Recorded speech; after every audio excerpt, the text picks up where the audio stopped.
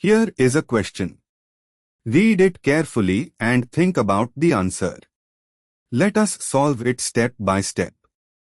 Let us first understand the key concept here. Dehydration of alcohols proceeds via E1 or E2 elimination. The ease of dehydration follows the stability of the carbocation intermediate formed for E1. Tertiary carbocations are more stable than secondary, which are more stable than primary.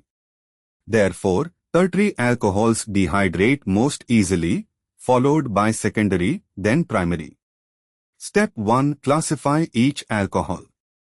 A. CH3, CH2, CH2 of primary alcohol, 1-propanol.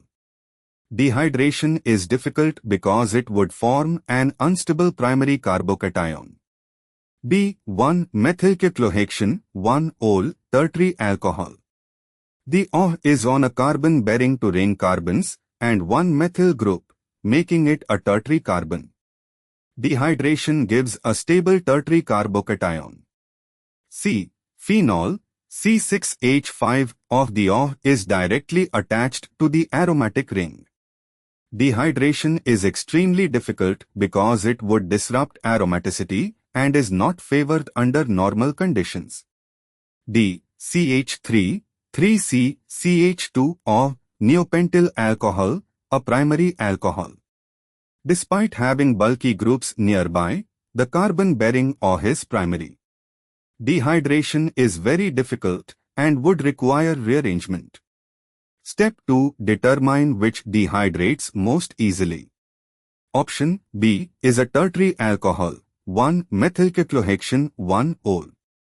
Tertiary alcohols form the most stable tertiary carbocations upon protonation and loss of water, making dehydration the easiest.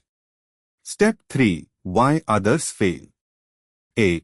Primary alcohol, very difficult dehydration, unstable primary carbocation.